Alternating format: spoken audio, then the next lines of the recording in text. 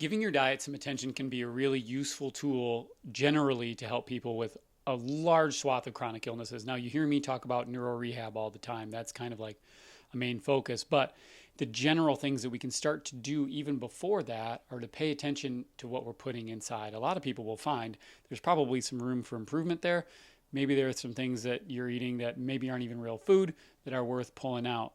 We don't think about it sometimes, but some of those delicious things that we consider foods are actually things that put a lot more stress on our body. So if we're having to try to heal and manage that stress at the same time, we're just putting an undue effort into the system, and it's not helping to be healing. So in one fell swoop, we can remove something that's deleterious or something that's bad for us and add something that's good for us, which can be really useful.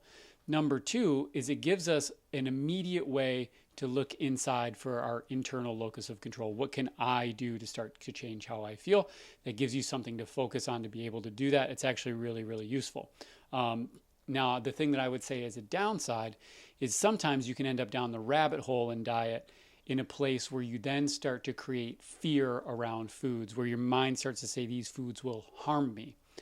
Once we're in that zone, though, we've kind of lost some of the positivity, some of the moving forward, and we start to move away from. And that fear of the food or the fear that it's going to be contaminated can sometimes be worse for attention and vigilance systems, which a lot of people are experiencing if you've got dysautonomias, POTS, etc. So we don't want to do things that further drive that system. We want to think about it in more encouraging ways. What can I add to my body that's going to make me more healthy on a day-to-day basis? Run that pattern rather than be worried and afraid about foods that you're putting in your body.